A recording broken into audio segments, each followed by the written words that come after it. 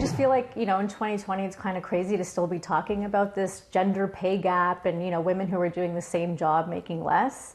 And I just wonder if it's because they're sort of being held back, especially if they're moms. Like, it's one thing to see a woman in a position of power, but a working mother in a position of power is pretty rare. Trying to maintain her position in the workforce and being a mother of two is a delicate balancing act for Sherry Sheffa.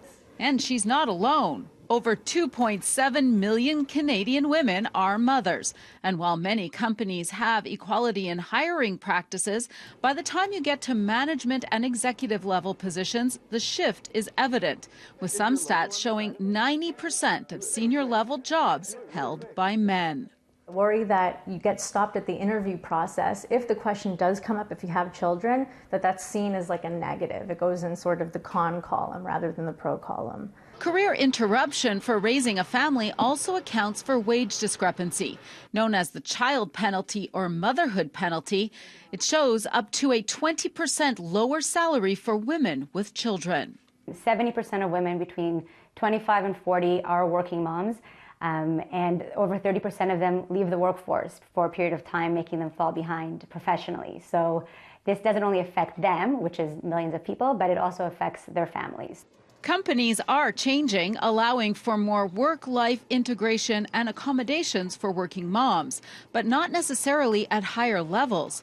A new Canadian recruiting agency called the Mom Force claims to be a first of its kind in Canada and is focused on helping working moms connect with companies that have a strong gender diversity mission. It is very beneficial for companies to have women in companies in all decision-making levels and leadership levels.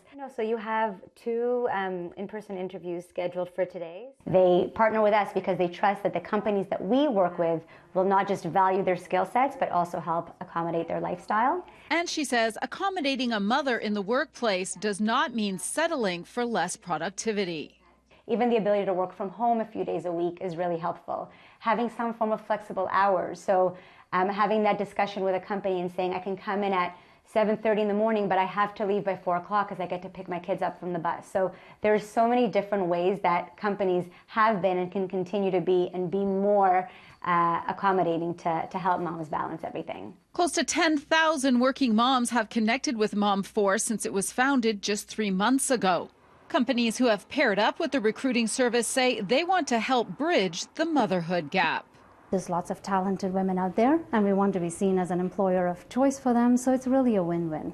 We are reviewing candidates both from Mom Force as well as through our own recruitment initiatives to ensure that we have a diverse group of candidates, because that's critical to our business. Experts say achieving that work-life balance between working moms and employers could mean an additional 1.3 million people in the workforce across the country. Audra Brown, City News.